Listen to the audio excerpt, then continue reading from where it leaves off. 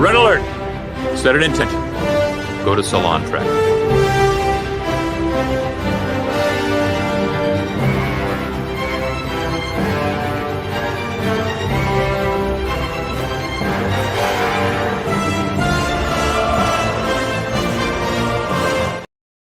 Ahoy, hoy, friends. Welcome to the Salon double feature. That's right. We are talking about not one, but two episodes of Star Trek Strange New Worlds. Last week's episode, because four of us were at Star Trek Las Vegas. We'll talk about that in a moment. And so we will talk about last week's episode and this week's episode. So we got a double whammy for you, and I am excited. Before we get into it, though, of course, all the podcast things, please do like and subscribe. We are, of course, here live Thursdays, 6:30 p.m. Pacific on YouTube. We are on all of the podcast places the next day. So wherever you get your nonsense, we are there. At Salon Trek everywhere, including on Patreon. If you've got a few bucks you could throw our way, we certainly appreciate it to help defray the costs of hosting the Salon. We've got a couple of different tiers and fun benefits, including for 5 and more members, a bonus episode every month.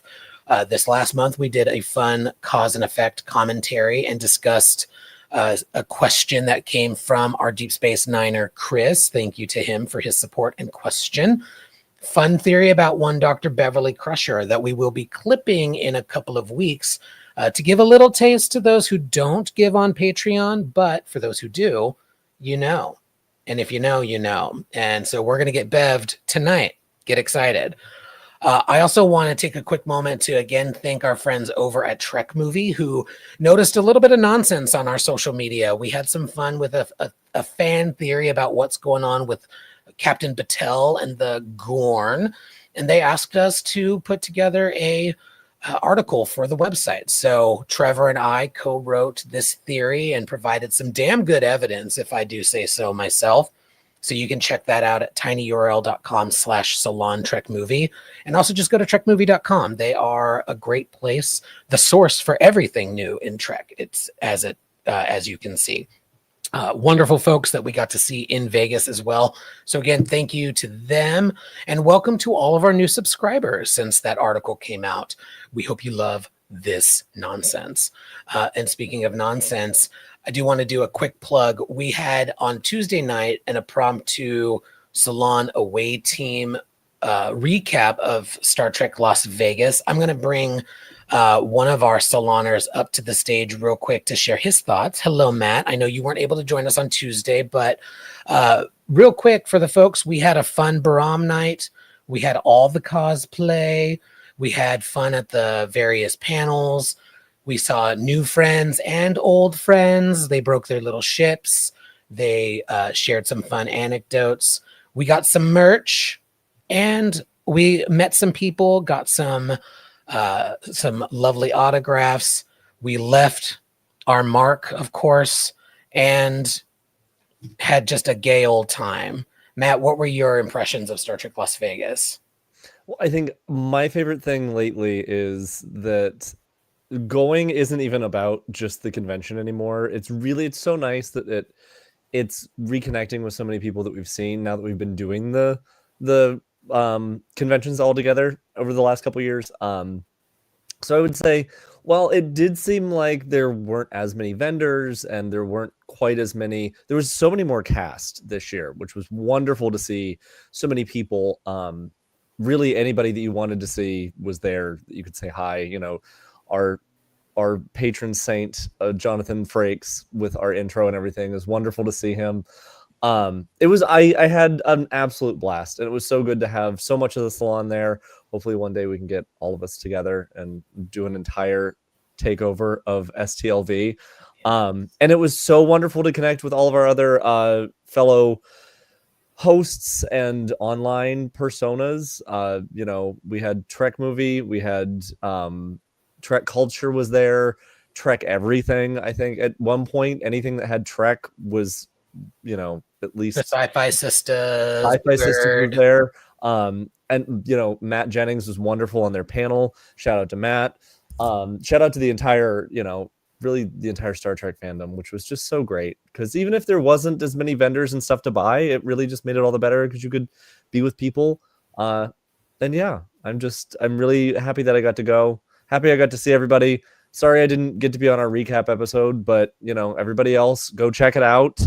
My nonsense is not in it this time, so you guys can focus on what the quality actually is. So we talked about your nonsense, don't you worry.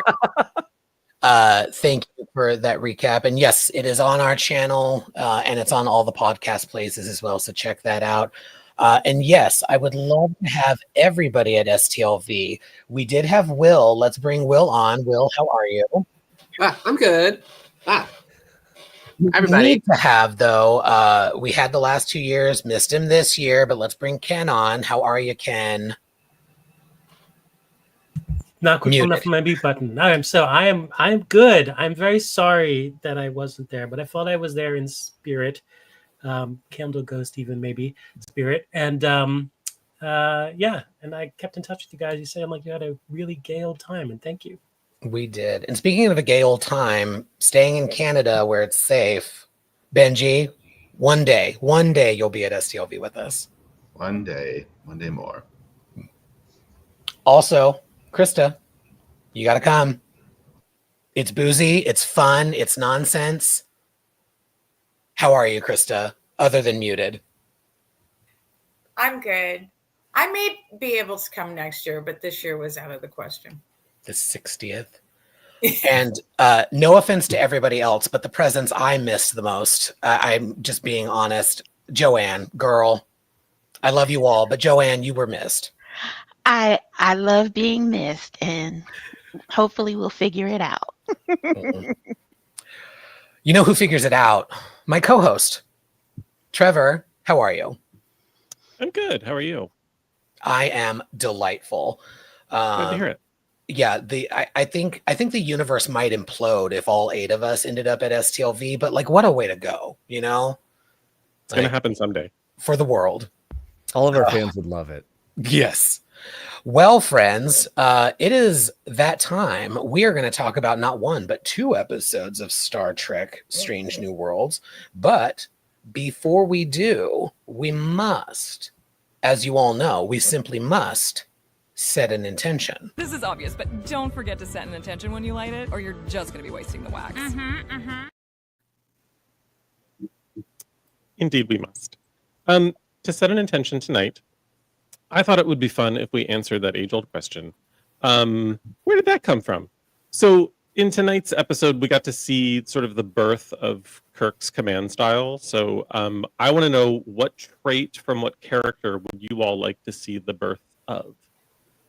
As always, I will start us off, and I'm going to be serious for a change. But this is really a thing that I was hoping we would get to see, which is Michael Burnham's obsession / fondness for Alice in Wonderland. I know we got little hints of it, but I wanted more. I thought that character, with a show about one character, it would have been really cool if we just got more flashbacks to her childhood. I know we didn't get them. Whenever it happened, it seemed like it was about the whole episode, as opposed to just fun flashbacks to hers. I feel like her as a little girl should have been a recurring cast member, as opposed to somebody that showed up 3 times. So I wanted to see Amanda reading that to her. I wanted to see her incorporating it into other things, into her imagination, into play, and all that good stuff. So that's my answer. But now I want to hear all of yours. Ken, my dear, next door to me, what character trait would you like to see, and from whom? Someday, maybe actually next door to you in Palm Springs. That'd be nice. That'd be So I don't know why my mind keeps going to this, but Sulu's obsession with shirtless fencing. That's what I want to know. Yeah. Problematic gay alert.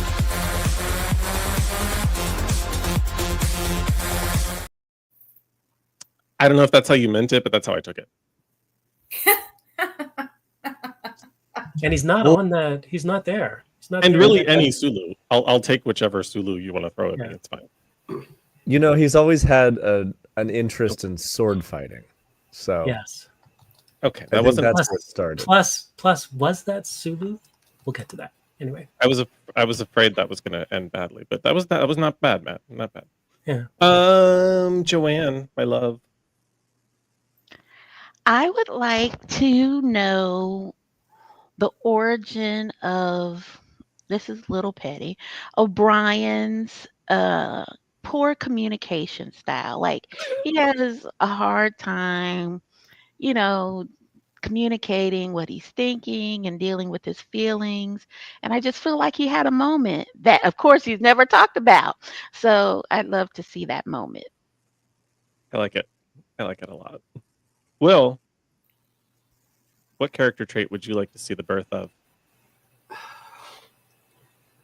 I don't know. She struggled. I couldn't think of anything. I could think about 10 things I don't want to know the origin of. Like, I could give you a list a mile long for that. Hit me. Okay. I don't ever want to see the origin of the Borg. Don't fucking show me that. Keep that shit to your own damn self. I don't want to fucking see it. I don't want to fucking see it. It wasn't V'ger. I don't want to fucking see it. I don't want to see it. So, Will, check the diagram that I just sent you and show me on the doll where the Borg hurt you. They nowhere, but that's where I like it to be. Not anywhere near me. Got it. Understood. And she can have it. It's absolutely no. I don't want to fucking see it. Okay. I don't want to see it. I feel like you feel strongly about that. Okay. Krista. Yeah, this was a tough one. And I don't really have a characteristic trait so much as like the origins or the backstory of Guinan's and Q's malfunction. Like what is the thing that happened? What is the origin of this? What is the like give me the tea. Give me all the tea for what happened there. Also, any tea about Guinan would be good too. I think she's one of those Star Trek characters that had like so much fleshing out potential, and yet we really don't know shit about her as a character. So I would like to know more. It was one of those like Star Trek mysteries that was teased for 7 years and never answered. Yeah, I'm with you. Well, other than her fascination with Mark Twain, but I can't. That's not my gig. And also, did we in these episodes did we not get we get this version? But it's like this. I'm back. I'm on the floor. Joanne, we have to do our power fight poses. Yep, exactly. We also know that Guinan is fond of something else, and that's bald men. Speaking of, Benji. Okay. I think that there's an origin story that I have always wanted them to do like a mini series of, which is Data's origins, because there was like the pre-Data before they found him, when he like didn't care about wearing clothes, so didn't care about like conventions and things like that. We don't know at that point if he cared about becoming more human or not until he was found by Starfleet, and then went into Starfleet. So I want to know what like the pre-Data was, who maybe he thought he was superior to humans, and then on the back end, and then like maybe there could be a story around all kinds of crazy shit that happens with him, and then maybe on the back end they have to like reprogram him to imbue some of these things, like wearing clothes and being the lovable, gentle person that we know, who wants to become more human. Maybe he's a different person before they wipe his memory and stick him in that closet thing, and then that informs his character later on. So I want to know the origin of that and what got them to that point. Somebody do it. I love it. Speaking of people that needed to be taught not to run around naked, Matt. You know what? I have two tongue-in-cheek answers because I can't think of a legitimate one. One would be the origin of the Sovereign class, because I would love to see that first launched. Second one, I would love to see the origin of Tom Paris's Academy years. I think we know how that started. Did we? I mean, I don't see the resemblance, but I think we know. Do we? Yeah, I can't really think of an origin story that I guess I'm really like anti-origin stories right now. Like, I don't want an origin story. I want like give me what's going on now in Star Trek. I'm good with throwbacks. So I hear you. Fearless leader, take us home. Well, as the new head of Skydance Paramount, I greenlight all of these. Just kidding. Yes, Star Trek news. We will discuss at another time, but get those pitches ready. There are 2 that are coming that we know of. Let's throw all of these into the mix. For me, I want to know. I don't want an origin story, but the trait that I want to understand. Julian Bashir, you are a beautiful man. Why you a creep? You don't need to be a creep. You can be so charming and you are so hot. You don't need to be a creep. What's going on there? What's happening there? Stop it. Stop dating your patients. Stop hitting on your coworkers. You get to ask one time, and then the ball's in their court. You leave them alone. We sent you a perfectly fine, perfectly attractive Cardassian spy. Have at it. Yeah. In all of the ways. Lovely intention as always. The intentions are set. And now, 2 episodes to talk about. We'll do one then the other, shall we? Let's go through the lens of time.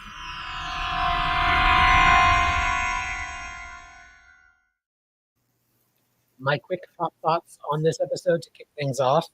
I loved it. I love that there's new things happening on a strange world.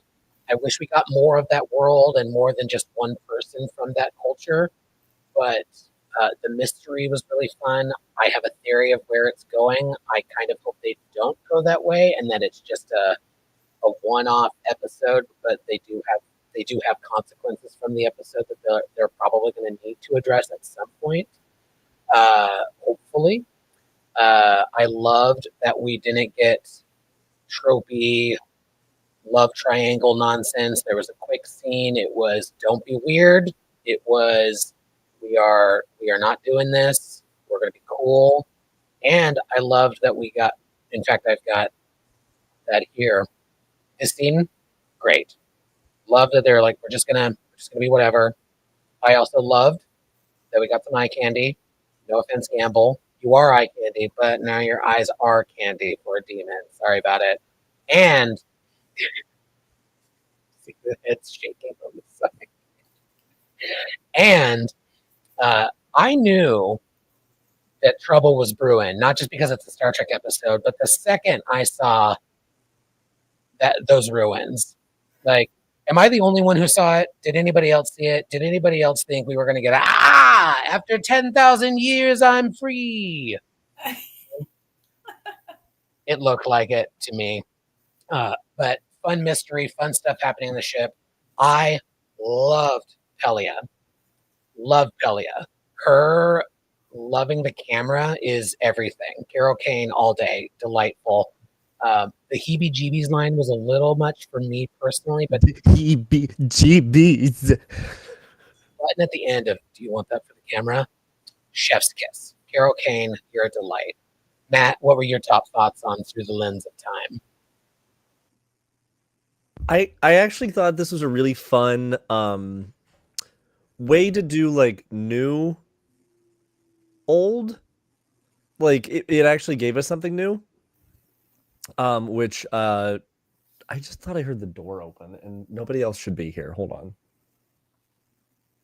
Okay, Jedzia is still inside. We're fine. Yeah, I thought it was a really fun, like, new thing that they could bring in that was like, oh, there are other advanced technologies, advanced civilizations. You know, we've touched on the Iconians that were, 200,000 years before, but we don't really know, like, we always think of Star Trek as like, oh, this is the future. This is modern, like, and we are old, but like there are things that could be like orders of magnitude older than anything we know now. And with Star Trek technology, we could have found more remnants of that. So I really like that whole concept. I also love the concept that it like ended up being a prison, not like something you want to go and explore. Yeah, I thought it was a really, really fun episode. I'm very interested to see what they do with the crossover with, Captain Batel. because it seemed weird, unless there was something with the Gorn, that the Gorn hate this old society. Like, I don't know what's going on with that. Yeah, good episode. I'm intrigued. Benji, your top thoughts? I thought this was one of their best episodes. Like, I was literally like giddy watching this. I was like stamping my feet and laughing. It was like so creepy, and I loved it. I love the causality stuff.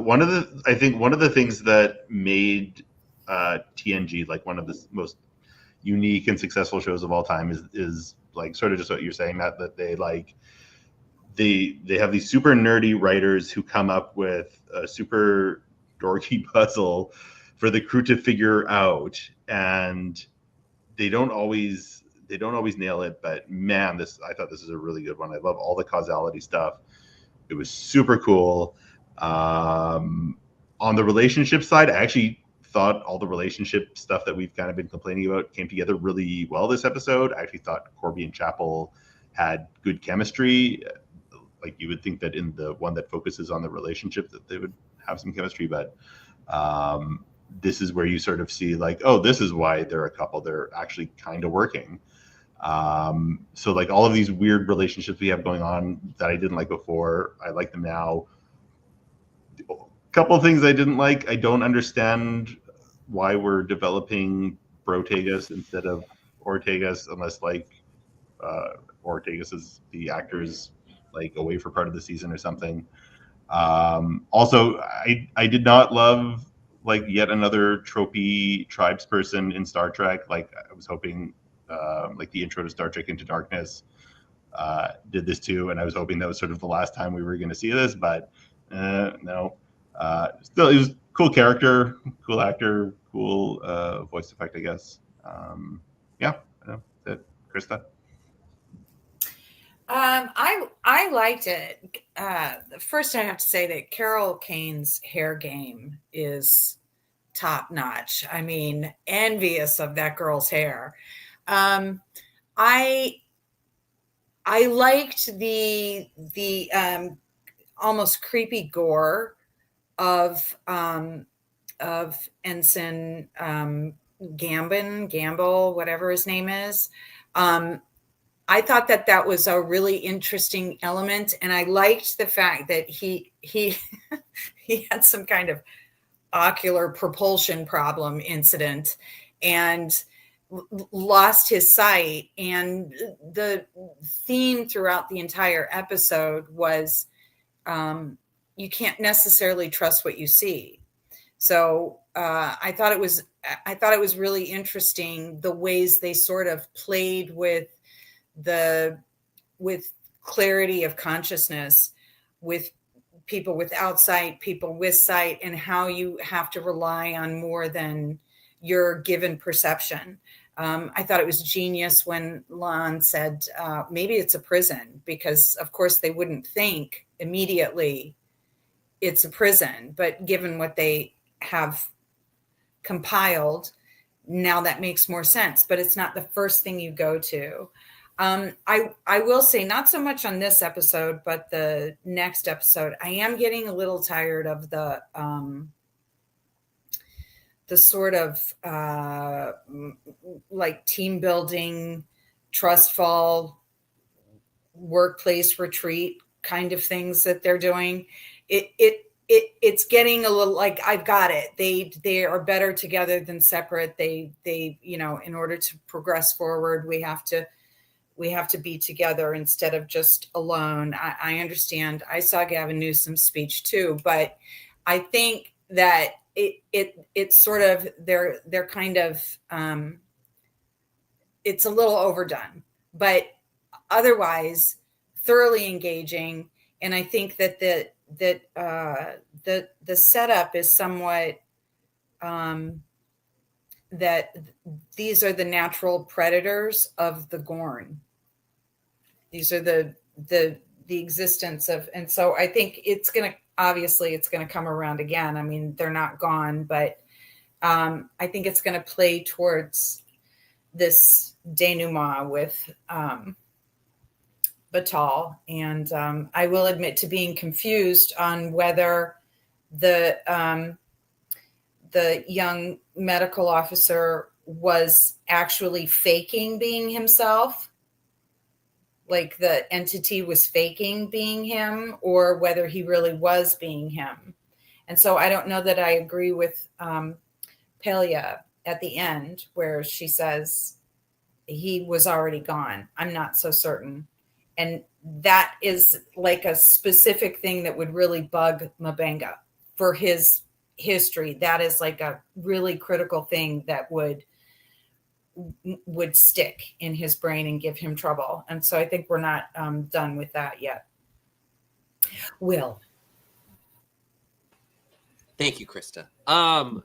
I really like this episode. I thought it was fun. It feels like Strange New Worlds has gotten its sea legs a little bit. Like they're trying new things, thankfully, because that was my major complaint with like the series up until now, was that it just felt like it was a lead up to a reboot of the original series, which we know is like on the table. It has been pitched. So seeing something where it feels like, I have a general complaint about Star Trek where it feels like the universe is very small. All of the races are all kind of the same age. They all are kind of at a similar technology level, a little bit here or there, but people seem to match. Like everything seems pretty lateral. And then seeing this like ancient species, like I think Joanne in the comments said it gives very Babylon 5, which I give much credit to them for having a dynamic group of aliens that are varying in ages and abilities. And there's this great kind of broad swath of what's going on. So that I give this episode credit for. I did think other than the great things, like the production value was incredible. I liked the Macroon. I echo Benji's point. We always get tribal aliens. It was still really cool looking, so I'll give it to them. And but the thing I wish there was more conflict between the couples that got separated, because it felt like there should be more issues with them. There should be tension, because it just seemed like they worked together well, and they resolved all this weird couple shit 2 episodes ago. So they're kind of like fine with it. Where this would have been the place to them to have to put their differences aside and figure out how this shit works to get out of there. It just seemed like they were able to get out of it pretty quickly. Would have liked a little more tension in there. Yeah, it's interesting. I mean, Carol Kane, this episode and next, spot on. She's fucking great. Like, we missed her for 2 episodes. She comes back in, she kills. So bless her for that. I mean, she's not in it much, but when she is, she's impactful. But yeah, no, I thought it was good. Good, solid episode. Great midpoint for the season, I'd say. Joanne, darling. Thank you, dearest. I thought it was a good episode, even though it was a lot of things I personally don't like. I was legitimately scared. You guys know I don't like scary things. So, and I made the mistake of like watching this at like, I don't know, 2 or 3 in the morning because I wasn't feeling well. So I turned on the TV and I was like, oh, this is a mistake. Now I'm scared. So that was, Team Bad Decisions. Also, like Gamble, who was captain of Team Bad Decisions. This entire episode. And that was actually a little frustrating for me at first. I was just like, oh, are we going to kill the black guy first again? Although at the end, I do see kind of where they're possibly going and what they might do and the connection to Mbenga. So I gave it a pass. I certainly didn't think it was problematic like some other people did. But I did just kind of have that heavy, deep sigh, like, but I think they worked it out. Or I'm trusting that they'll work it out.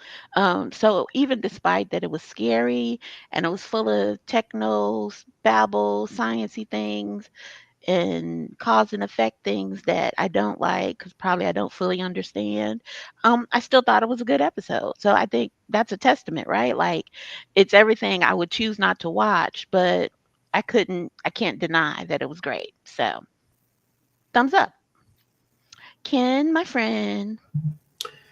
So I also thought it was a good episode. It did harken back to things not just within Trek, but outside of Trek, like Indiana Jones. I think it was a nice tribute to Indiana Jones and The Last Crusade to some extent there with the bridge. And also the tribal alien reminded me, and I guess maybe this is intentional, or maybe I just saw it in it, of Ruck from What Are Little Girls Made Of? And so I'm wondering if, now Ruck was not created by Corby in What Are Little Girls Made Of, but he did kind of remind me of that. In fact, I thought it almost was Ruck when I first saw it, because he's wearing the same kind of clothing and everything. I liked where this is going with Roger Corby, because it does sort of show him being elements of sort of a darker personality, a darker guy, a kind of a little bit of a crazy guy, and that does lead to the character we see in What Are Little Girls Made Of? So I thought that was cool. I did like the dynamic between all of the characters. I liked the idea of the prison. Star Trek obviously has done all kinds of weird things with time, right, Matt? So it's interesting to see what they did here with time, and this idea of being in the same room but in three different planes of existence. I thought was pretty cool. So I thought it did a good job. It did have some techno babble, but not too much. And I did like the idea of which again didn't hold up in the episode we're about to talk about next, the idea of when the transporters work and don't work and communications work and don't work. That is not always consistent, and we will see that in the next episode in that discussion as well. But overall, I thought it was a really, really good episode. And now to Trev.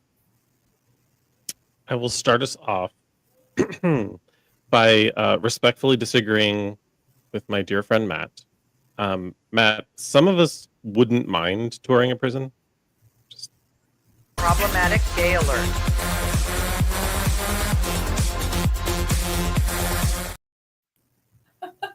Anywho, I enjoyed this episode much more on a second watch, because the first watch, I had several of these, and I was sitting in a Vegas hotel room bed, eating fuego flavored Takis at 11 o'clock at night, trying to understand what the fuck was going on, watching this on my phone.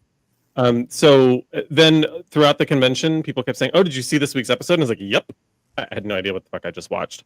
So watching it at home, much better on the second watch on a big normal television without fuego happening in my mouth. just push the button. Speaking of prison, Problematic gay alert. just saying. Anyway, well, and then my first two names on my notes are Gamble and Beto, so just push the button again. Problematic gay alert.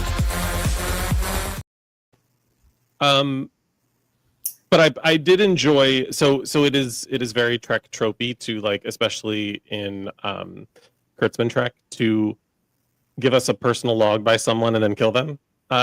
So I was a little concerned, but at least we got more of Gamble from the beginning of the season. Like we didn't just like meet him this episode and he's like, "I'm super excited to be on the Enterprise," and then he died. They waited to make us love him even more, and then they killed him, which is fine. It's not fine, but it's fine. I really, really enjoyed the fight scene, which is weird coming from me, but I loved the Batel Gamble fight scene. I thought it was fantastic. I loved her just sort of going full, like, "I'm basically a Gorn. Why are you people so stupid and don't see it? Sure, I'll go sleep in your quarters," kind of thing. Like that, all of that madness I was enjoying, even though it doesn't make any fucking sense. I love an away team puzzle. It felt very Raiders of the Lost Ark. It felt very, Indiana Jones. I was really, really enjoying the concept of the puzzle. I loved that they were all essentially standing in the same place, and that didn't come to fruition until they solved the puzzle. And I kind of dug the reality of this is horribly dangerous, and like every time we send down an away team, killing off a bunch of people that the viewers don't care about doesn't always work. And so, Christine just making the decision to oh well, it wants a blood sacrifice, so let's see how this works. And sure enough, that then playing it right, like I wasn't going to stick my hand in there, but I love that she did it and that it paid off and actually ended up kind of saving them in a weird sort of way. I too was a huge fan of the La'an to Christine, like, girl, back off, this is none of your business conversation, because it's none of her business, and that needed to happen. And yeah, I think for the most part, those are my top thoughts. I didn't leave anything off. So yeah, those are my top thoughts. I'm good. And the thoughts have been topped. Thank you, everyone. Segue queen, I am.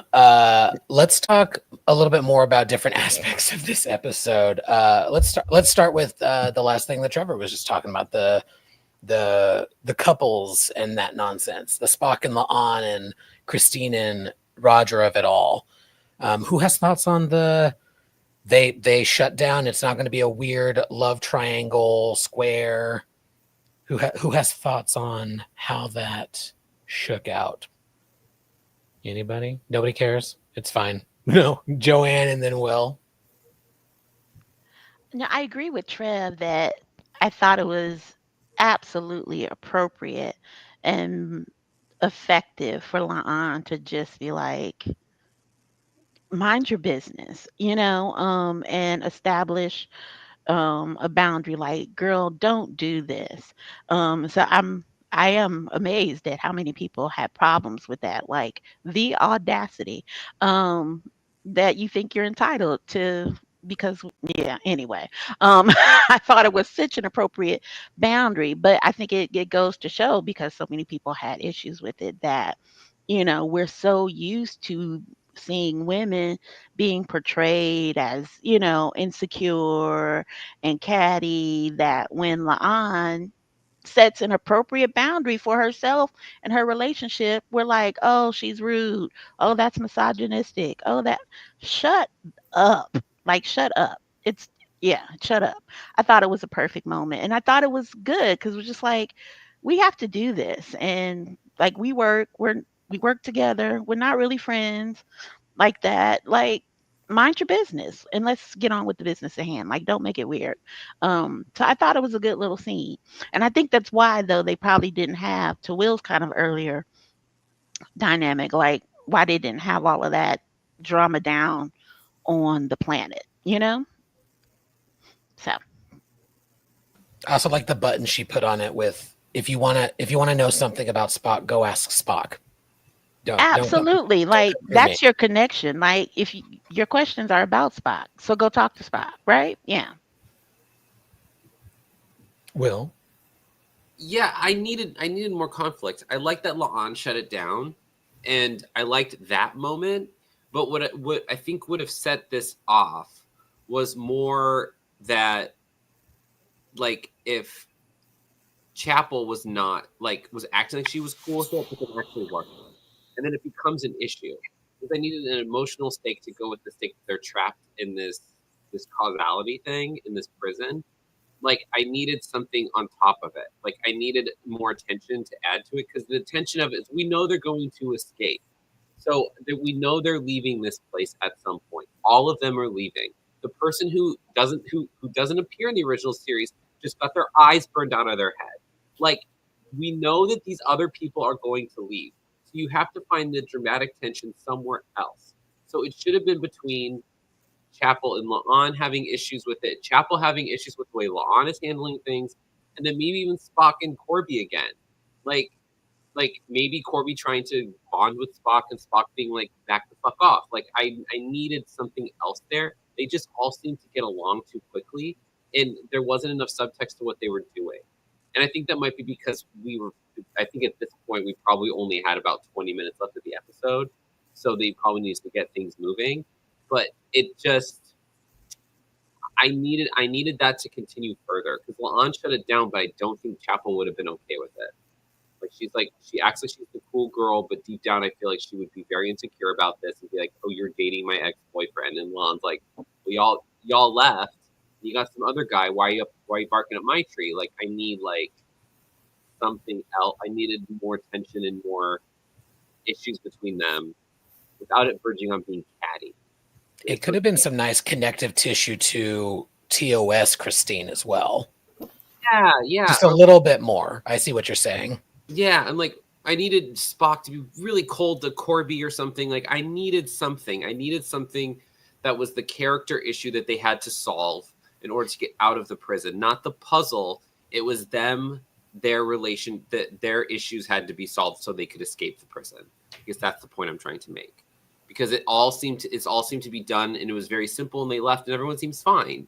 But it's like, Ma'an's your friend, she's dating your ex, and your ex and your current beau are now trapped somewhere else, and it's like, ugh, like, you know, then we could have had a horror and better have a little moment where they kiss or something. Like, it would have been cute, but like, I needed some more tension because we all know they're leaving the prison.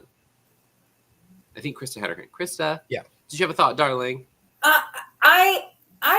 I love you to death, but I have to disagree because bitch. I know.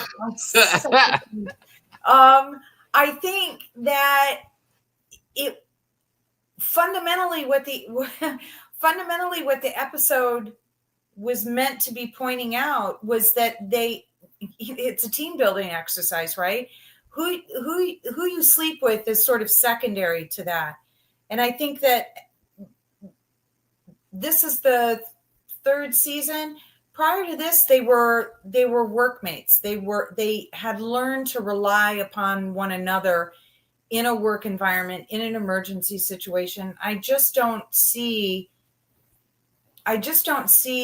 where having Lon and Chapel, to me, if anything, it was I appreciated that it was Spock and what's his face, because it's so often the women. I can't, save me from women who cannibalize other women. I can't.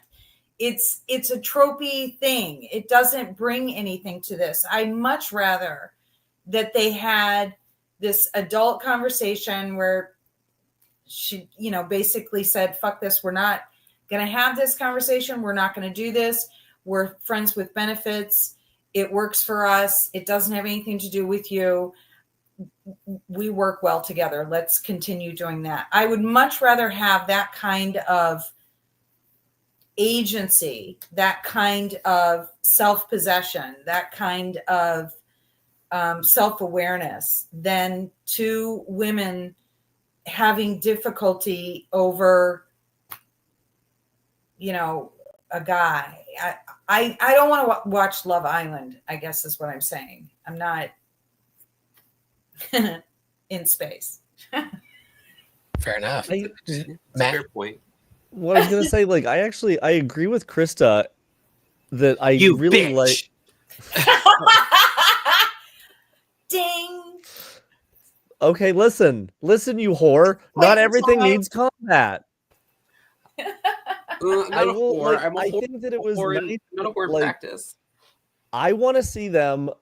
To Will's point, though, I will say it would be fun if all of a sudden in like the next one, after the pressure of like almost losing the ship and all that stuff, all of a sudden it bubbles back up. That's like, no, okay, fine. I am like something that comes back around, because Starfleet's always so good about like, nope, we're fine now. Everything's good. It's been another week.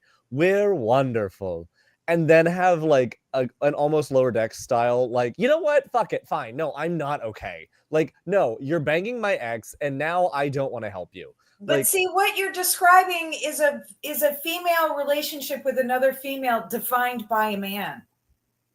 It's done. It's done. It's been done so much, and and we blame women. And Chapel's low EQ, definitely when we get to the next one, is showing in the next episode with her dynamics with how she approaches everybody from Kirk to, to Lon or whatever the hell was going on. I mean, so it's her low EQ without, to Chris's point, without them making it Christine and Lon. Lon is like, you're a mess, but you're not going to do this with me, right? Like, find somebody else to do this with. So, and yeah, I'm here for that. I see the point you're both making, but I just needed more tension between them. Like, needed there to be a conflict. It didn't need to be about Spock. It could be about maybe Chapel feels betrayed by what's ever going on or whatever. Like maybe she's not okay with, like, she's like, I don't understand that you could do that with someone. You could be in whatever, like in a friends with benefits situation. Like there needed to be something, because everyone just seemed to be working a little too well with each other for the situation they were all kind of set up in.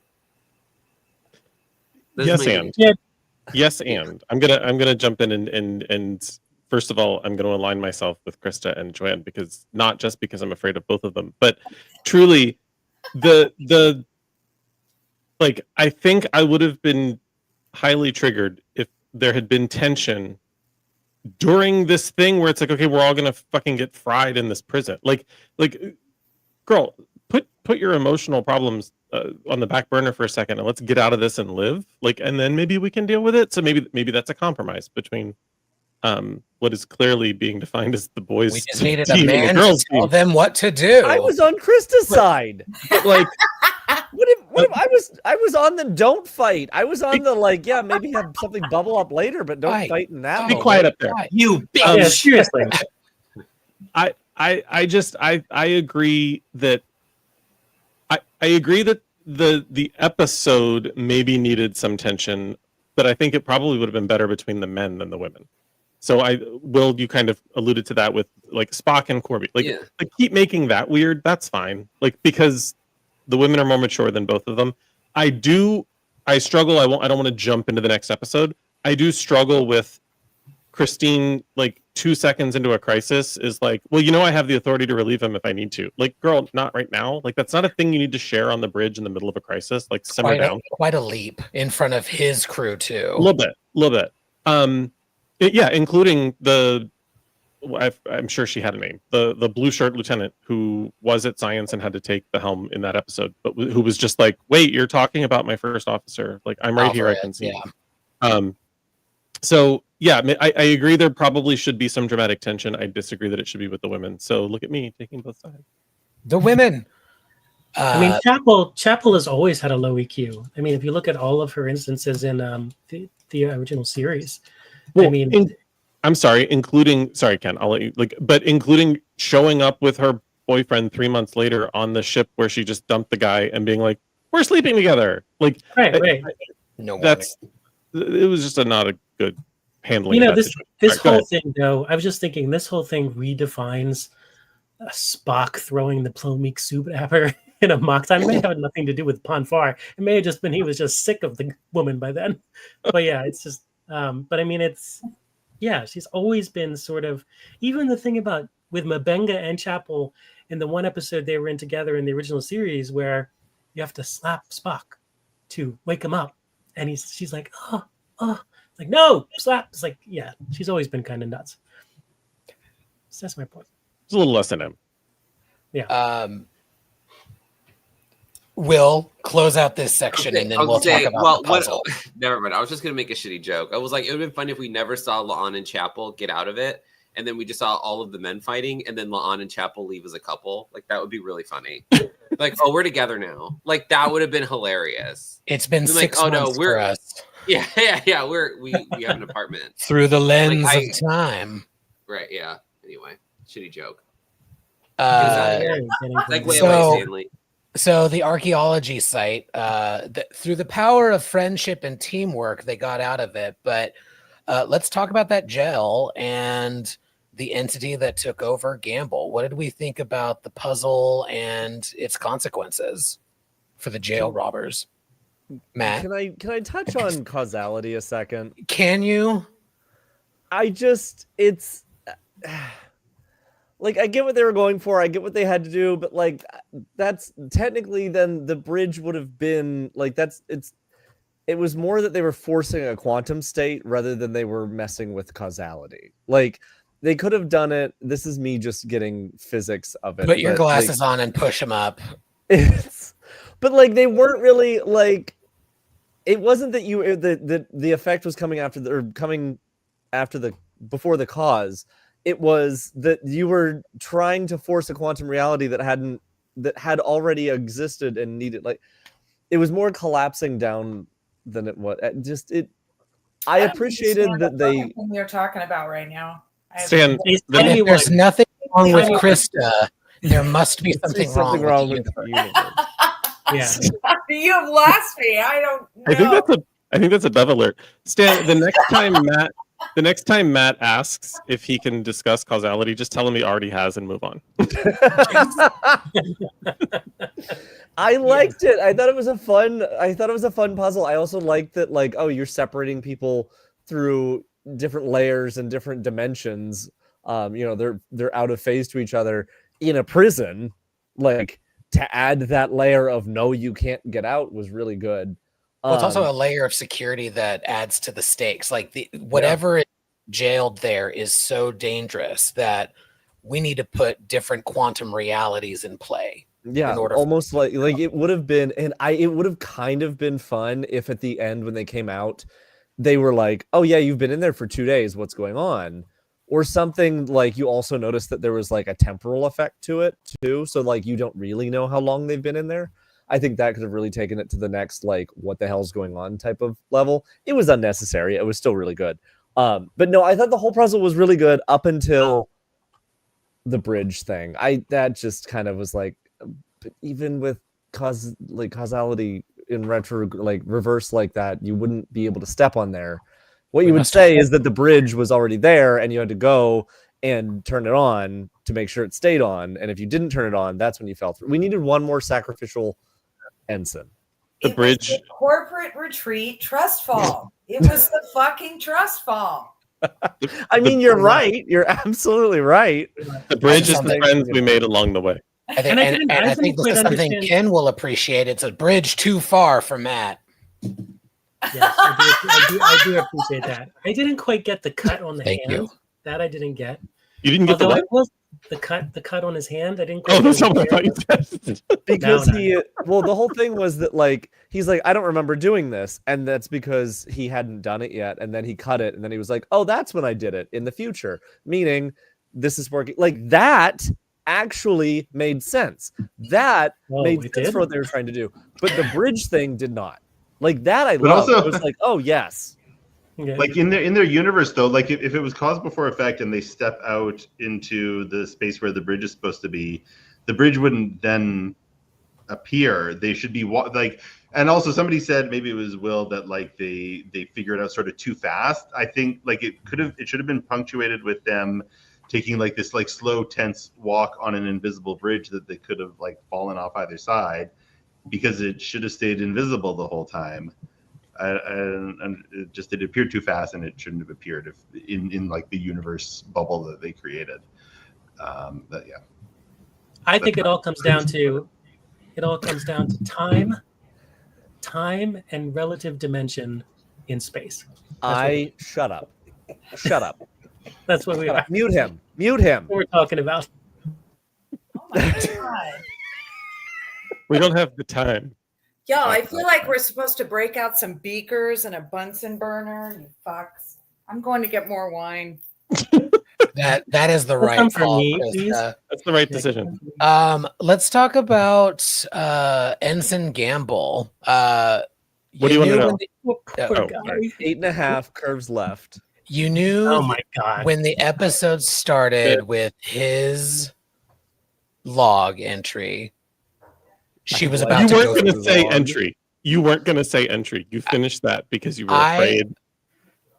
Listen, I'm going to give it to you, but no boozies. Problematic day alert.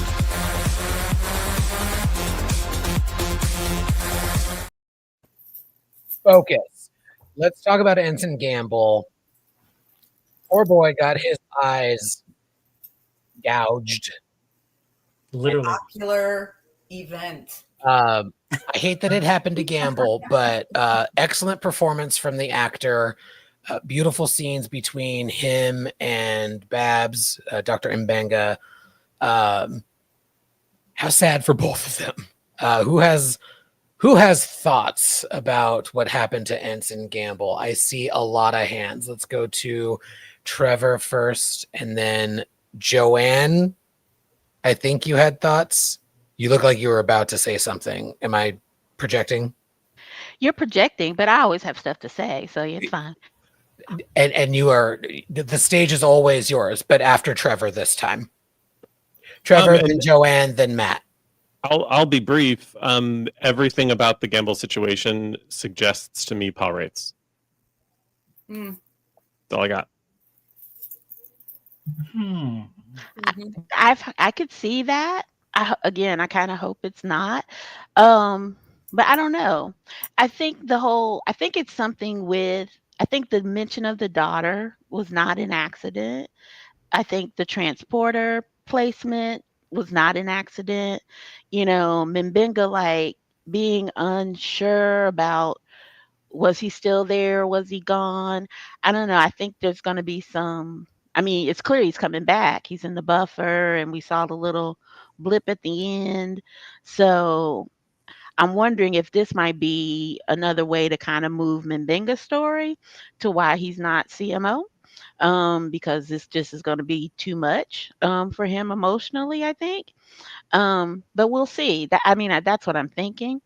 But I don't know. But I did the go when I heard Pa race, because of something about the Vespa Pa was the language, or was what the guy said, the Macroon said, or what Battelle said. I don't remember. Somebody said it.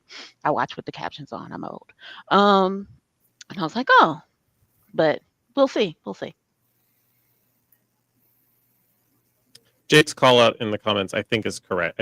I don't think Gamble's in the buffer. I think weird evil blobby thing is in the buffer. Yeah, well, yeah. The container. I was responding to that. The container with the my brain today. Yeah, today. Okay. I was about to just say, hey, I think Ken had his hand up before me, and I was going to let it go to Ken before coming to me. But No, I'm it's happy fine. to take Take the it. microphone now. Take it, Matthew. Go ahead. Take it. Go on. I like take Benji's. Oh, this is getting dirty. I like Benji's response. Why not both? Yeah, I just don't think his body was in the it was just. But it could be. Well, it should be. Get a hollow scan of it first before it deteriorates too much. That was creepy. Well, much like what took over Gamble. I thought it was fun. I really enjoyed. I do think. Oh my God, Scotty's Pokeball. That's too accurate. Focus, Matthew. I can't. Focus. I saw that pipe earlier. Focus. I just thought it was really well done. I thought it was really fun, and I do think that this is probably going to tie in. I can't tell if the reference to his daughter was just it pointing out that it could read his mind, or if it had a tie, because that was the first time we realized oh, and then he says it again to the security guard that he kills. So I was I can't really tell which way. I hope they don't go paw wraiths. I do. The play on fear. I think the play on fear is they identify something within another person's consciousness that they unconsciously fear, and so they bring that out and use it as a weapon. I thought that was really ingenious. I'm sorry. And that's why I think it's the God thing from Star Trek V. Or maybe he's why, because they Ken, we're coming to you, don't you worry. But I don't remember where I saw this, but there was mention of Cybok or a version of Cybok being in this season or next, and I do wonder if Cybok's whole "I'm taking your pain" is comes from how this entity operates, and so maybe this entity is giving us those clues of taking Vegas, not taking it, knowing it, and knowing that security. You went underwater, Stan. Yeah. Water. Yeah, I don't know what's happening, but let's go to Ken. It's the probe. We have to compensate for density factors, and that's what he sounds like. Validity. Underwater. Again, to Ken, to compensate for density factors. Density, how is my voice now? It's better. Great. Ken, what were your thoughts about this part of the episode? So, I think if we're trying to figure out if this, I mean, I'm kind of hoping that it's its own thing, that they don't try to tie it into something else in the canon, like the Pa Wraiths or Cybok. Because I'm trying to think what else it could potentially be. And if it's anything from the original series, it could potentially be the thing that showed up when Kang was there and made everybody regenerate all the time and have sword fights in the third season episode. So the thing that just made everybody just ate off of people's emotions. And yes, I don't remember the name of the episode, which is not good for me. Ken, what is up with you tonight and sword fighting? Are you channeling something that you need to talk to us about? I don't know. It's Okay. It's Sorry. something about swords. Yeah. Carry on. So sword fighting Salon would be After nice. Dark. Join us for Salon After Dark. Yeah. So thank you, Joanne. Thanks for. I think I have to say that really one of the scariest moments that made me jump was when that creature sort of showed up in Spock's mind, and my first thought was that creature was in the container, but it was apparently a flashback to Spock's memory from the mind meld with Batel. Fear. Yeah. We're going back to fear. Yeah. So maybe it's Armus. Who knows? That'd be funny. Yeah. They turn into oil slick. All right, that's it. I got nothing. It's Armus. I want it to be Armus now. Now I want it to be Armus. I think we're There's coming an to origin the end story I of would this watch. episode. Are there any Oliver final Wayne guy? thoughts on this episode before we move on to tonight's episode? I'm just going to keep going with my question. I am doing my best. I just Are there want to tie it into your article, which was like an awesome read. Like you guys did a phenomenal job. It was like actually reading a real article. So It was like It was a real almost article. like Wow. reading a real article. Not- Thank you so It much. was almost legitimate. Thank you, It was Canada. You guys read almost like convinced me that I'm legit actually friends with article. someone useful. That was the Listen. most Canadian read I've ever heard. But I will say, but this is more evidence for you. So, like, Batel has like this old Gorn shit in her brain now. I don't normally care about fight scenes, but this fight scene was cool as fuck. But then she does a little Gorn shift with her neck at the end, and I was like, is she turning into a Gorn now? She's turning into a Gorn. Is she a Gorn One more now? piece of the puzzle. I agree. Gorn. Any final thoughts on this episode before we talk about today's episode? Oh, just can we also touch one thing on the fact somebody touched on it earlier? I wanted to bring it up. So we send one to the brig and we put the other one in the captain's bed. Thank you. Thank you. Like she's still like, and it this another thing that I totally forgot I wanted to bring up in both of these episodes. Why is Pike a fucking idiot now? He went He from is. being this Not great now. captain- He has been the whole time. I don't know, but it would have been a much better episode had they sent Batel to the brig and Gamble to Captain Pike's bed. Ooh. Yeah, I I would have paid for Paramount Especially Plus. with this Problematic gay alert.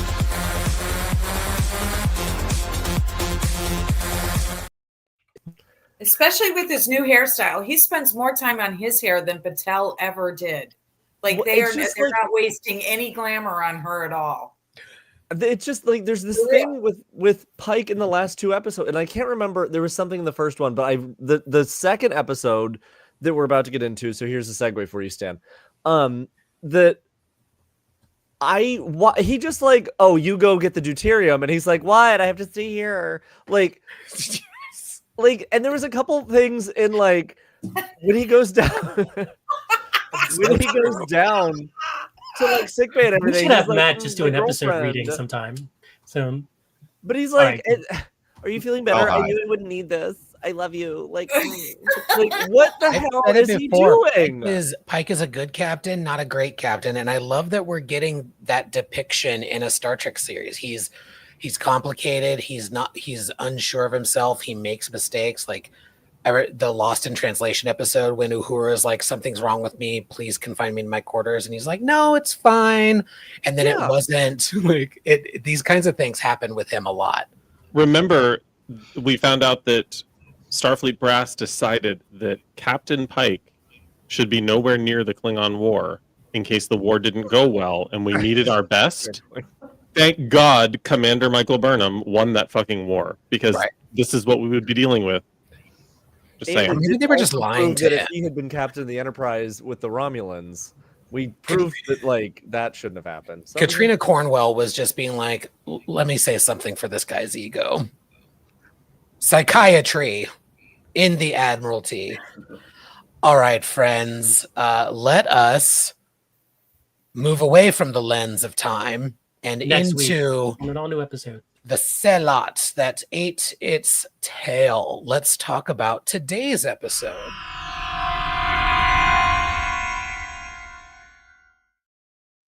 Surprise, I will kick off this top thoughts section. I thoroughly enjoyed today's episode, and it left me wondering how I would feel about Captain Kirk's involvement in Strange New Worlds had this been his introduction.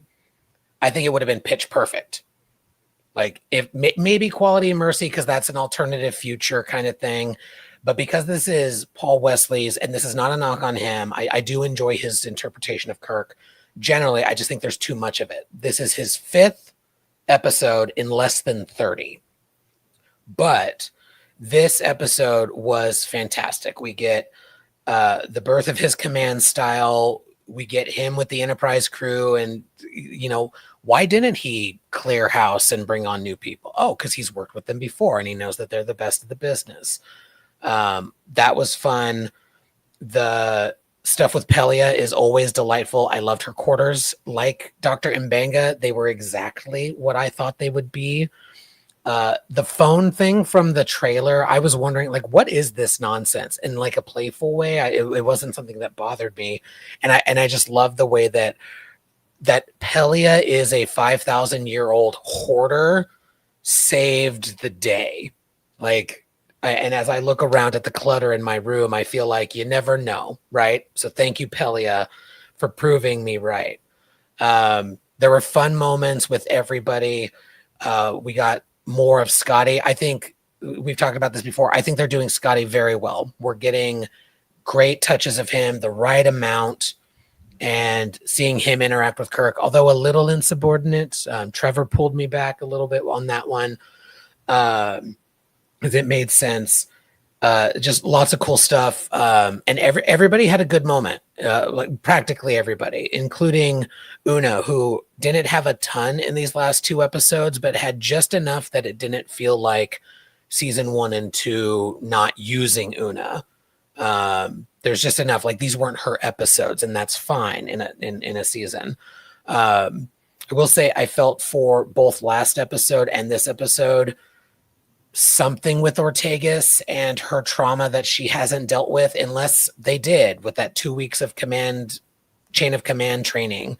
There were several moments in this episode, especially where like a delayed reaction from her touching on it. If they're going to touch on it later, if it comes back in future episodes, it's going to feel out of nowhere now because we haven't seen anything in a couple of episodes, to me personally. Other than that, though, visuals stunning. The solution great. The twist at the end, like the hint that we got towards the end was just enough where I was wondering, like, oh, what is this the monster was us. And I was like, okay, this is great. And I also felt like, even though we've seen similar things in Trek before, unlike past episodes of Strange New Worlds where they're just, I feel like they've copied, like the holodeck episode was just 5 different holodeck episodes that we've already seen put together, even though I enjoyed it. This, we've seen, it was actually humans before with like Friendship 1 in Voyager, Terra Nova in Enterprise. But the way they did this was new, and there was new lore. In fact, connected to today's lore, those suits are real suits. Those are NASA suits for the Mars mission that may or may not happen now, thanks to the orange Cheeto. But the monster is us. There's a good quintessential Trek twist. Those are my top thoughts. I went a little longer than I planned on it, but I really love this episode. Matt, what were your top thoughts? Let's go through.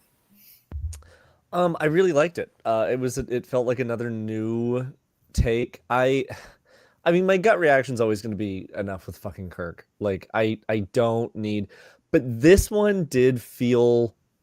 I fully agree with you when you said, like, this would have been the great reveal for Kirk, like as an actual character in the show. Like, give us that teaser for the Romulan. Why can I not think of the name? Quality of Mercy. Quality of Mercy. Give us that tease that, like, oh, here's your Captain Kirk, and then take it away, and then intro him like this. Like, we're starting to see him understand himself. We're starting to see him work with his future senior officers. Like, it was a really good, well thought out episode. The mouth on the ship was a little hokey. I thought that was a little like, because at first I was like, is this a space entity? I thought it was Goonies. It was, yeah. I wish we would have seen some other ships. It was hard to even see the D7. That would have been nice. Again, there was so much going on constantly. But I really enjoyed it. And I really liked that they used the same bridge, because it makes sense that Starfleet bridges would look the same. Like, you don't necessarily need every bridge to look completely different. It's a great way to show more ships, show more crews, and then also be like, yeah, this is the bridge of the era, so that any Starfleet officer can come on and know, like, Captain sits here, Helm is there, Ops is here. Like, that makes sense to me. So, yeah, no, overall, it did feel a little rushed at the end. Like, all of a sudden, like, oh, we throw our nacelles at it, and oh, it's disabled now. Like, it felt like, oh, that was it? The whole ship's down? Okay. But overall, good. Do you think there were ever people that showed up and were like, wait, where does the captain sit? You know what? In Voyager, yes. Fair. And I appreciate you acknowledging that bridge was stupid. Benji. That is not what I said. I just said the lack of a center chair. It's what you said. No, you totally said it. You said it. Benji. Okay, firstly, about the bridge, Doug Drexler would have taped the shit out of those consoles, so you would not have been able to tell that it was the same bridge. I also loved this episode. I think we got 2 fantastic entries in a row. It felt very like proto TOS this episode, and while some people are maybe not happy about the fact that they're heading towards a TOS, I did not hate it. If anything that they do well, I am for. So if they head towards TOS, as long as it's good, I'm happy with that. In particular, like the scene between Kirk and Scotty at the Jeffries tube felt super TOS. It felt kind of like swashbuckly, which I miss from the old days. There's a moment of like some TOS movie music at some point. We hear a bosun's whistle. All that adds to it. They clearly intentionally wrote this episode as like a testing thing for Kirk. So again, it's moving the series in that direction. Social message at the end felt kind of shoehorned in. I'm glad that they did it. They actually did spend like a decent amount of time on it, but it was sort of like they like tacked it on as kind of an epilogue, which I guess is fine. I guess I'm glad that they're doing stuff like that. It just felt like this extra thing that kind of came out of nowhere. Yeah, and ship was cool as fuck. I want a fan home of that. I kept thinking, even before we saw it, I kept thinking, oh, is this going to be the Doomsday Machine? And then we do see it, and I'm like, oh, is this like a reimagining of the Doomsday Machine? And like Strange New Worlds has this habit of like doing things that are almost kind of similar to stuff that they've done before, but then it's different. So it was different, and it's cool. The ship with the mouth, I love it. I thought it was fun. I thought it accurately presented the kind of fly by the seat of your pants, cheat on the Kobayashi Maru test kind of captain. I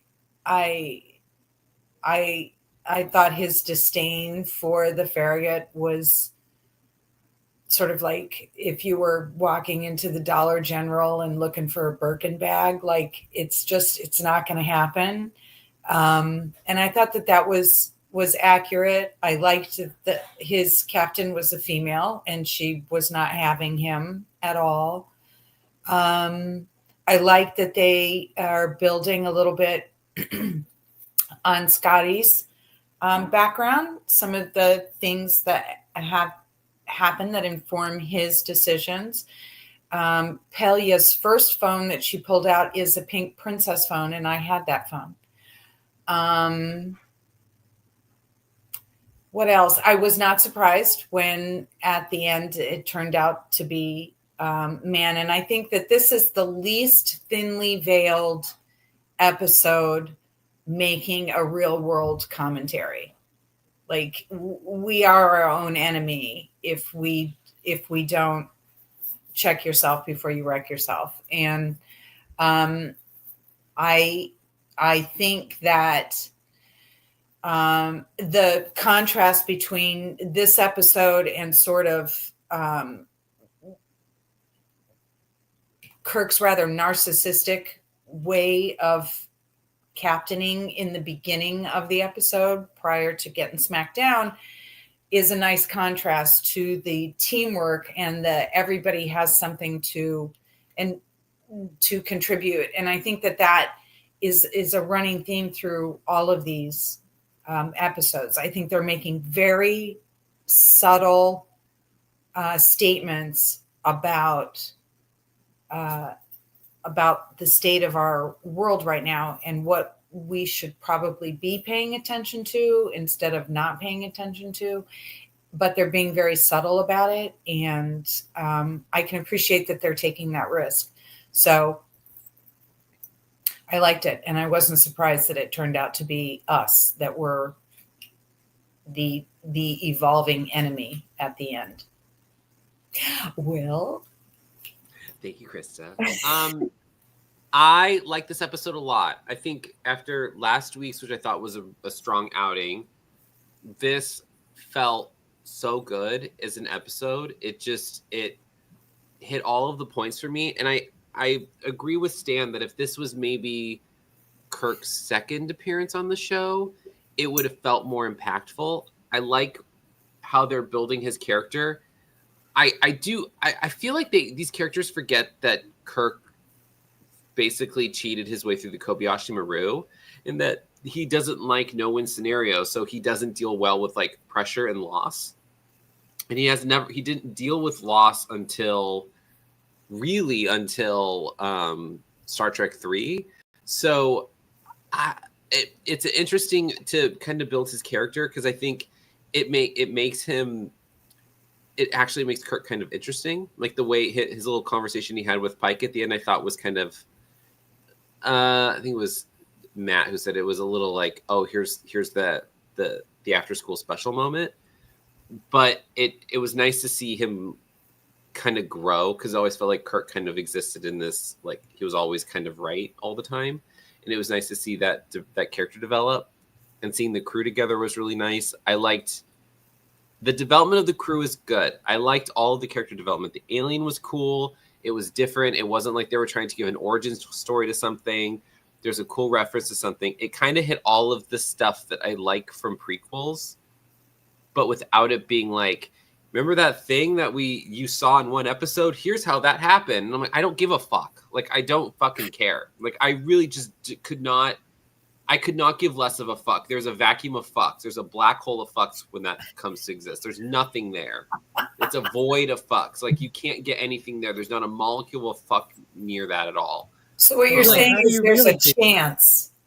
So you're saying there's a chance. There's more of a chance of me having sex with a woman than giving a fuck about the origin of whatever alien from 5,000 years ago. And I'm gayer than fucking Judy Garland. Like, I'm so fucking gay. So I like that this was new. I like that it had a nice, like there was it was cool. It had a nice, like, moral moment. It felt like a good Star Trek episode.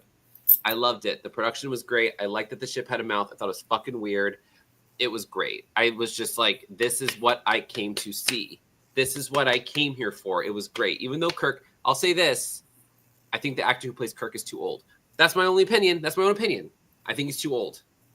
I'm sorry. He plays too old. I know he's only in his mid-40s, but he's playing too old. I feel like that's Kirk TOS era. He's too old. Anyway, moving on. Sorry, Joanne.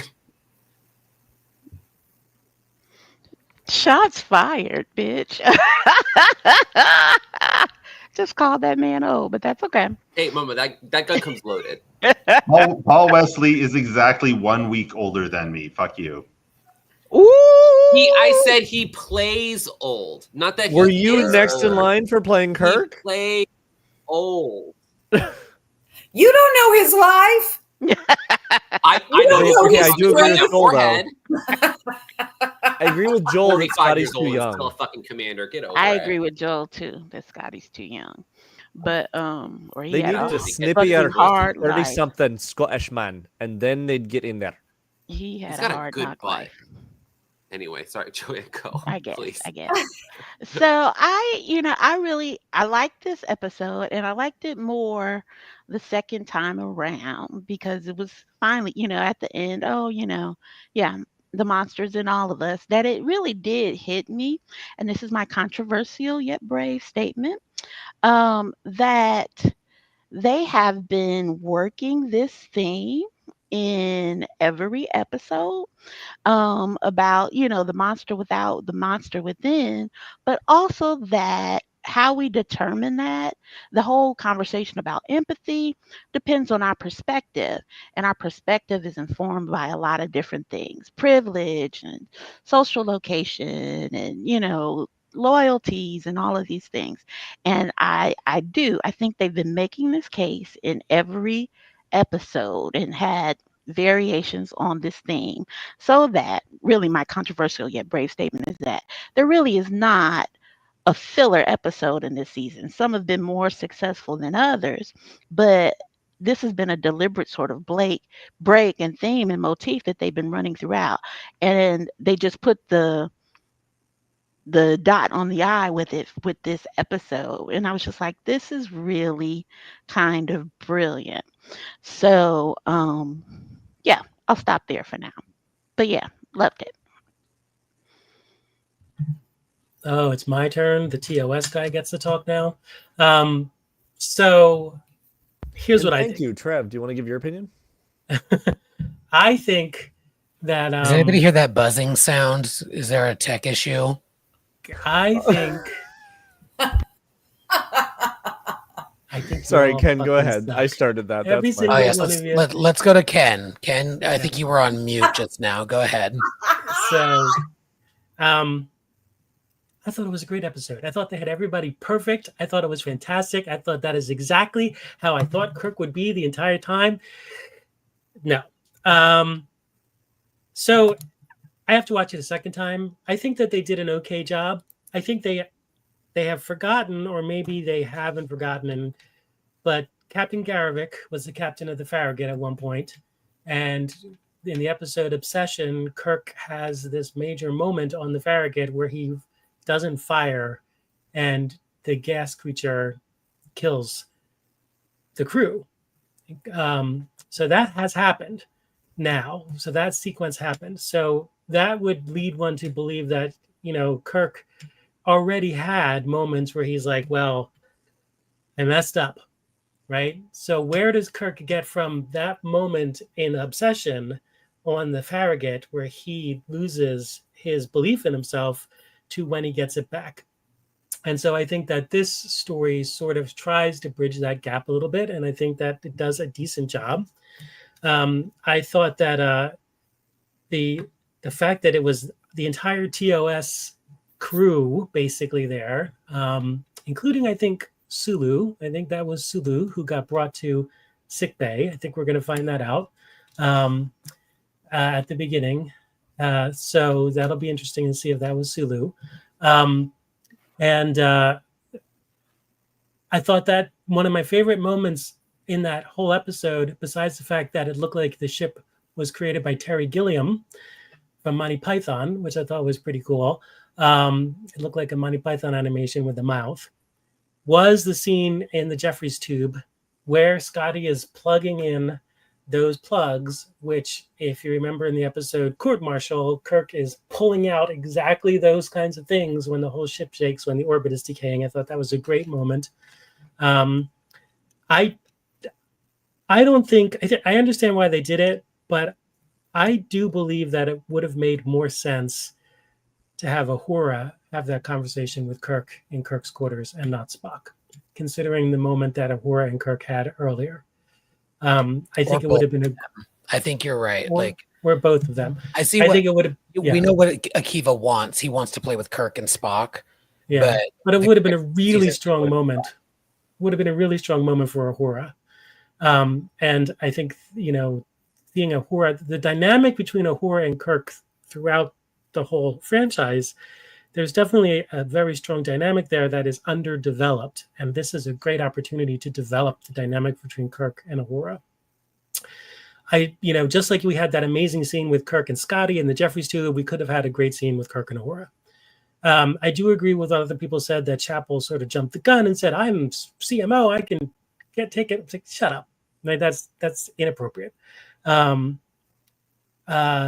did like the reference to the 3D chess and the throwback to the very first scene in Where No Man Has Gone Before. I thought that was very cool. So it's interesting because it's very clear that the people who do this show know TOS in immensely great detail, and they decide what they want to do and where they want to sort of play around the edges. So it's interesting the choices they make. And that's those are my top thoughts. Yeah. Ken, I'm sorry, Trev. No, go ahead. Go ahead. Ken, I do agree with you. I do agree with you that Uhura should have had that conversation with him. But I see the struggle about why they didn't. To once again make the Black woman do the emotional labor, right, for this this white man. I do agree with you though. Like, it would have been, I think, a little brilliant moment. But I also see why maybe they made a different choice. That's all. Yeah, no, I agree with you. That's a good point. I've made a note in my log because I actually agree with Ken. I think. Sorry for. Apparently we're trapped. Right. Apparently we're trapped in the prison from last episode. No, I agree. It was that everyone involved knows what the hell they're talking about. They sometimes make choices that folks don't like, and that's okay. But they do know what they're doing, and so go ahead and get mad at them if you don't like it. But one of the first notes that I had on my list is I've already seen there's a lot of positive about this episode out there, but I've also seen some negative. All of the negative comes back to one thing. It's kind of like I used to get very vocal when we were covering Discovery. People that were anti-Discovery but would say the show is always about one character and it's centering on one character, as though that were an accidental flaw when it was actually the design of the show. Like, oh, you just don't like the design of the show, so stop pointing something out like you discovered something brilliant. You didn't. You just don't like something that was intentional. I feel the same way about Strange New Worlds. It's a prequel. Like, going into a prequel and being upset that people aren't where they end up later and seeing how all that is formed is like going into a sausage factory and being like, oh my God, sausage is disgusting. Like, yeah, you're watching it be made. You enjoy the end product, but it didn't arrive on Earth in that form. So, like, give it a minute. I kind of love this episode. It's the most TOS Strange New Worlds episode I think we've seen. Based on kind of what we know of what's to come, I don't know that we'll see another one like this. They could surprise us because we don't know everything of what's to come, and we don't get screeners, so we don't know what the rest of the season has in order. But yet I did really, really, really struggle, and I know I mentioned it already, but I'll bring it up again. Like, Chapel was giving me like big dick but doesn't know how to use it energy. Like, I don't need you to tell me what you're capable of doing and what your position brings with it. Like, it felt very amateur with a lot to and that bothers me. Subtop energy. No, not even about because this, though. Because just because you're a sub top doesn't mean you don't know how to be one. Like, it was it was very much like a, well, what are you going to do with that? Like, relax, lady. Like, just it. And I dislike that because I want to love Christine Chapel, because I really love Majel, and I want them to like give us someone that we can love. And I feel like they're giving us someone we can be annoyed with on a regular basis. Like, she's fucking up her relationships. She's treating Spock kind of. I get it. Lots of people were like, "Oh, Spock didn't get the hint," several episodes ago. But like, Spock also has no experience dating, so like, simmer down on how you're treating him with respect to like just dragging the new boyfriend in a couple months later. Like, I don't know. It's just I don't like where they've taken her, and I want to really enjoy her, but they're making me not enjoy her, and that's a thing that I struggle with. So can I have a thought about that? Can I have 1 second, Trev, about that? Because I would love to hear your thoughts on my thoughts. I will. So in What Are Little Girls Made Of, it's made clear that she had left the Enterprise. Yeah. And that she came back to the Enterprise only because the Enterprise was going to see Corby. Yeah. Right? So they may be setting that up pretty well, actually. Yeah, I like, they can do that and still make her likable. And they're making me not like somebody who I kind of loved in the first season. And that's what's triggering me, I think. Now, again, they have license to do whatever the fuck they want. Like, I don't own the character of Christine Chapel, and they don't have to make her in the image of me wanting a character I can identify or connect with or enjoy. But I'm just annoyed that they're not, because I want to love her, and I kind of don't right now. So, and that's okay. Like, you know, anyway. Yeah, my last note is how funny I thought it was that they, Stan called it out in the comments. They like, oh, we're on a different ship. Quick, turn that table. Like, the orientation of the table in the ready room. That orientation makes so much more sense. You have fewer people with their back to the screen. It does make more sense. Well, it does and it doesn't. Like, that's a really narrow room to have a table running. Yes. Anyway, I don't need to. This is why people come to the salon. They do. They want to know what I think about how the table's oriented in a ship that we'll never see again. So that, and I did love his Vulcan captain, and I love that she wears a scant. Yes.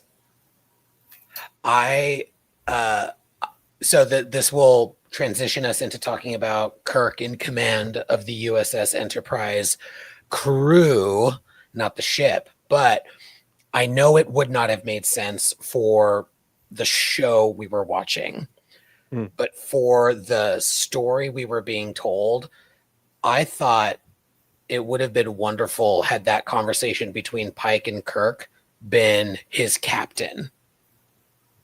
Like, how wonderful would it have been for the character of Kirk to hear from his captain who he had to take over for? You did a good job. Let's have this conversation. It would not make sense. That's not the show that we're watching. It is a show. It is Pike's show. And that scene was pitch perfect. I loved it. I loved everything about it. But I kind of fucking love that Vulcan captain. And I also agree. I love that she was in a scant. So let's talk about Kirk gaining his first little taste of command with keeping the decisions Kirk made. I'm getting rid of most of the crew for safety. Sure, it makes sense. I'm not going to keep a pilot because Uhura needs her hero moment later, which I fucking loved. I have said many times, almost every episode of Star Trek has something that doesn't kind of make sense. Maybe it's a choice you wouldn't make, and sometimes it's like, no, actually, that just literally doesn't make sense. What the fuck are these writers or creators or directors doing? In this episode, that felt like one where, like, it does not make sense that he didn't keep somebody who could fly his own ship, but the way it executed, that went right out the window. Like, my willing suspension of disbelief was shut off completely because we got that badass moment with most of the characters on the ship with him. So who wants to share their thoughts about temporary Captain Kirk captaining the Enterprise crew plus Alvarez? Will, then Matt. Before I get to my point, it seemed like all of the people that were at the con op station had gotten like injured or were knocked out or died, so he kind of didn't have anyone to pilot the ship. So that's what I assumed, because like he went over and was like doing stuff, and it looked like people got hit with the inevitable starship rocks that happen whenever a ship is damaged. So that didn't bother me, but not to say that you're wrong, but you're wrong. So and that's fair. Just kidding. I think this is the first time I liked Kirk in this show. Like I thought it was fun when he came in like the Balance of Terror reboot episode. I thought that was fun. And then the Salon episode I thought was really just I didn't care for. And then the one episode where he was like shadowing Una, and then the other episodes I'm like, why you here? So this was the first time I liked him because it felt like we got to know Kirk more. And he wasn't just some bro that shows up and was like, I'm on the flagship. And I was like, don't you have a job? Like, what are you doing? Like what are you doing over here, dude? So this is the first time I liked him. I think him being unsure I just thought it made him more interesting, that he has a place to go, that he wasn't kind of like, no offense to Chris Pine, but it felt like the Captain Kirk in the Kelvin reboot movies was kind of already at the level where he's infallible. And there's just kind of nowhere for him to go. And when stuff happens, it feels like it's not happening to him, but it's happening to people around him, that eventually he'll be able to like get his way out just by sheer charisma. So like with this, it felt like him having to deal with it, the issues of being captain, him kind of not being ready for it was nice. Because we're not. You shut your face about Chris Pine. You shut your face. No, I love Chris Pine. I'm saying that the character of Kirk in that movie, Joanne, I'm not going to fight you, my dear. He felt he did not have a place to go. He was captain halfway through that movie, and he was an ensign. The first one, it made no sense. Chris Pine can get it all day, any day. Even now, when he looks like some weird wizard wandering around Silver Lake, he can get it. But like, he can still get it. He looks like a wizard, but. I like Kirk in this because he's more relatable. He doesn't immediately become captain and become super competent and become this like great captain instantly. He gets to this point, and it makes his appointment to the Enterprise, the quote unquote flagship. It makes that feel more triumphant later on, that he's overcome this. He's become a good captain. I think that's what I'm trying to get at. I've also had 3 glasses of wine. Who else was talking? Was it you, Matt? I was going to say, I want to echo some of what that was. You bitch! I also I love that this is actually giving some background to Kirk. Because you're absolutely right that it feels like every time someone wants to do Kirk, it's this caricature of what we all think of Kirk. And this is really fun to see where he starts as this like insufferable first officer that's always questioning his captain and wants to fly. It's almost like all the criticisms people have of Kirk, it's like those have been there. Like he's always been kind of like a ride into the wilderness, shoot first, ask questions later type of guy. And this was one of those like backhands of, if you want to be a starship captain, sometimes that'll work, sometimes it won't. So I thought it was really good. And I also love that we get to see the entire crew start. And that's what really did it for me in this whole episode. It wasn't just Kirk's beginning. It was the Kirk and Spock beginning, which was a little tedious given, the bridge between Strange New Worlds. But also, I'm just going to say it, like, it goes with this whole to say, like, I think that's why Chapel acted the way she did, because it was this like sudden, I don't have Mbenga.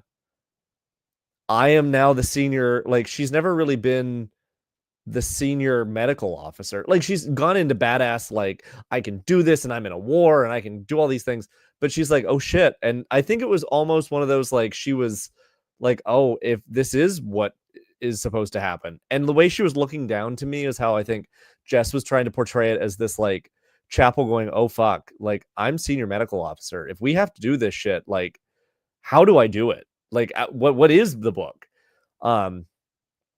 Yeah, I thought it was great. I thought it was great to see all of them. And I really love seeing that Uhura was ahead of everyone. She was the one that was like, no, get your shit together. Like, we got to do this. And it just made me, the whole thing was, I don't know, I liked it. Does anybody have further thoughts about Kirk's captaining before we talk about what was happening on the Enterprise with Pelia, and then we will land the ship? Anybody have thoughts about this version of Captain Kirk? Let's go to Ken and then Benji. We'll go to Ken and then we'll take it to a positive note with Benji. Now wait a second. So the Kirk we see at the beginning of this episode is the Kirk that cheated on the Kobayashi Maru, and is the Kirk that feels like he can't do anything wrong. So I've been thinking about it. I have to watch the episode again. So here you've got Kirk at the beginning of the episode being all gun-ho, and he's being so great at this, and then he royally fucks up. Then he has the scene where he's like, I got to get rid of you. People are just talking and talking and talking, and he walks away, which is very different than Pike. The complaints people have had about Pike to some extent is he just listens to everybody. So that was very interesting where Kirk's like, shut up, I'm leaving, I got to think this through. So that was interesting. So if you look at this from the point of view of, okay, here you've got the Kirk who beat the Kobayashi Maru, the Kirk who had the issue with obsession, the Kirk who thinks that he's hot shit at the beginning of the episode, has his ass handed to them a little bit, and then has to deal with his future crew basically rallying around him. And then you see a very TOS-y kind of moments at the end where Kirk is like, all right, Scotty, Uhura, Spock. He's like, all right, you're not going to get any closer to your TOS episode than you had in the second half of this episode of Strange New Worlds. They were basically auditioning Star Trek Year One with the second half of this episode. So now, did it work? It worked. I do agree, though, with Will that, Kirk in the Deadly Years is 37 years old. The second season of the original series. And Paul Wesley's 43 years old. So the Kirk is too old in Strange New Worlds. I agree with that. But that aside, if you had a Kirk who essentially is probably 30, 31 years old right now in the timeline, or even in his late 20s at this point in this episode, that to me makes a lot of sense. So I think that they did a good job, and I'm going to take off my TOS is better than anything they can do for a moment. I have to watch it again, but I think they did okay. And all of my TOS loving followers are going to be like, Ken, what the hell? But I think they did okay. And now followers. Yeah, I have TOS followers. I have people who like TOS okay. Benji, please take it away. Well, I have not that much positive to say, actually. I thought it was like a very weird and intense and like unexpected thing to have Kirk's entire future crew standing around the bridge talking about him without him there, and all of them seeming like more mature and more professional than him. That was kind of wild to see, and it makes it hard to conceive of a leap where he is one day going to gain their respect and be commanding them. It's very hard to see that link. They do kind of, I agree, can save it because they do have a moment where they rally around him, and I think that kind of saves it. But it's really hard to see it going there. But I hope they do. The other thing I have to say, Paul Wesley and Ethan Peck have absolutely no chemistry together. So if Akiva Goldsman wants to play with these two, what the fuck is he gonna do? There's nothing going on there. Please no. I'll play with them. Also that. I'll play with one of them. Yeah. Problematic gay alert.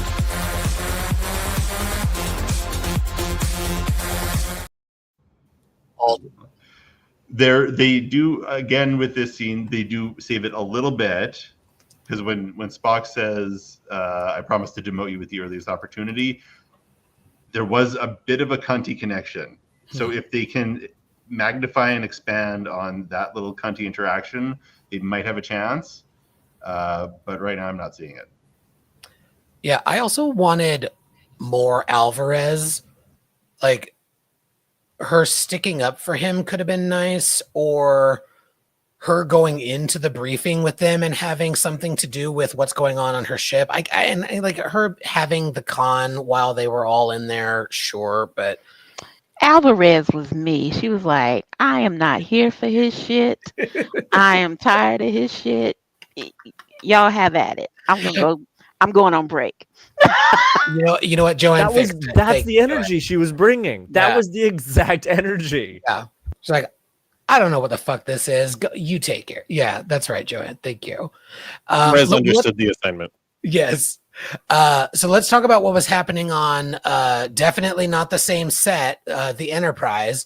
Let's talk about Pelia's hoarding, saving the day, along with Una's Enterprise fart maneuver. Who has thoughts about Pelia? I think everything's blending together. I loved her in the last episode. She was funny as fuck. This episode, she was funny in a different way and fucking delightful. Trevor. I have not wanted to see another character's quarters more since I wanted to see Guinan's quarters, and we finally saw them, and they did not disappoint. Yeah. She took that weird rectangular slanted ceiling room and had pillow furniture and candles everywhere and drapery where it should have been all along. Mm-hmm. So Pelia being a reasonably organized hoarder is just delightful, and her having that scary cat clock. It's the novelty wears off. It's just creepy. I don't know what accent I'm doing. It's certainly not hers. I don't either, but the line was fantastic, so I appreciate you repeating it. Just having a box full of phones like that was just like, who the fuck has a box full of phones? Oh wait, I probably have one in the garage. There was so much about Pelia in this episode that I adored, and I think also, did she bust out with the joysticks for the thrusters? Because that was brilliant too. No, those were in the wall. If you look, those are on the wall. Those are okay. The Atari 2600 was those are standard. awesome. I don't know. I loved everything about it. I also loved this.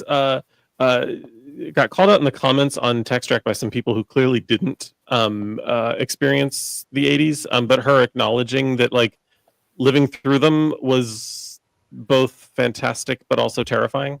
This is the only time in my life I will be happy I lived through the 80s. Yeah, it's that wasn't good either.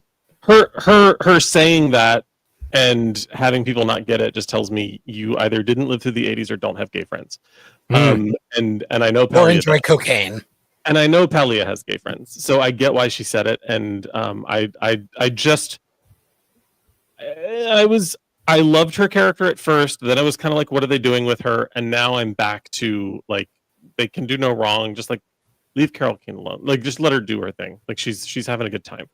And I don't know what I hope she goes on to when she leaves Enterprise, but I hope it's not a heroic death. I hope she just moves on and does something else fantastical. So yeah, that's in summary. Like I love Una, I love Mbenga, but like I don't really care that they were in the episode. For me, it was Pelia all day. I appreciate your thoughts because this is terrible, but even as a gay man, I didn't pick up on that subtext. So thank you. It's okay. I'm older than you, and that's why. Like, and that's not a date. Like that's a yeah. But still, we should all know our history, and that's an important part of it. So thank you. Yeah. Does anybody else have a thought about Pelia? I think we should have a Carol Kane, Whoopi Goldberg Star Trek comedy series. Yes. I think we should have Pelia and Guinan. They could be recurring characters for Tawny and Justin Simeon's comedy. They deserve a vacation. Give me them on Academy with Holly Hunter. That too. Oh yeah, that's true too. That'd be awesome. Guinan's still down in 10 Forward in San Francisco, and I've been there so many times. I love the idea, but the fact that you've just encouraged Stan to do both impressions at the same time is now tempting me to take away bonus points. I'm not going to, but listen, It's been 120 years, and wow, just Will, stop wow. it. And I just want to get back to 10 forward. I can't. I love that. I love that there was the Atari 2600 in there, which was newer technology than was around when the original series was out. It was kind of cool. Well, there's so much more that could be said about this episode, but we are coming to the end of our time. So I believe it is time to land the ship, Trevor. I feel like that's my cue. Get it? Cue, Star Trek. Anyway, listen, it's a full crew tonight. It's a full. God, I give myself credit for that one. It's a full crew tonight, and we covered 2 episodes. So buckle up and bear with me. There were 7 problematic gay alerts. There was 1 Bev alert. There were 3 Ken dad jokes. There was 1 Ken. Well, actually, there were 2 tosser alerts, and Trevor agreed with Ken once. I gave 147 bonus points to Matt for agreeing with Krista but still being wrong. I gave him an additional 50 bonus points for wanting to be teased. I gave 625 bonus points to Will for disagreeing with Krista and living to tell the tale. I gave him an additional 2,000 bonus points for being fresh out of Fox. I gave 5,000 bonus points to Benji for slaying Trek Bros like a fucking ninja. I gave him an additional 650 bonus points for almost being cast as James T. Kirk in Strange New Worlds. I gave 1,000 bonus points to Ken for promoting soup on woman violence. I gave 250 bonus points to Krista for having enough of fucking team building. I gave 390 bonus points to Joanne. 390 bonus points to Joanne for telling them bitches to shut up. I took away 100 bonus points from Stan for bad eye candy jokes. I gave 5 million bonus points to Princess Phones Everywhere just because I felt like it. And last but not least, only about 3 of my Salon friends are going to know what this means. Sorry for everyone else, but I gave 2 million bonus points to James for bringing the car around. James. James, would you go get my car? Bring it up front. Friends, thank you. Delightful as always. It's the best part of my week. Thank you all for being on, my fellow Saloners. We got the full crew. It's always delightful, if chaotic. Thank you to everyone in the chat. Please do like and subscribe. Share our nonsense. Also, another great way to support us, comment on our videos. It helps nudge the algorithm into other people. It's like, oh, people are talking about this bullshit. We should put this bullshit in front of other eyes. So do that, please. Like, subscribe, share, comment. Comment on other people that you like us, and then we can leech off of more popular, Leech away, everybody. And until next week, when we will be talking about yet another episode of Star Trek Strange New Worlds, please do live long and prosper. All hands abandon ship. Proceed to the nearest evacuation zone immediately.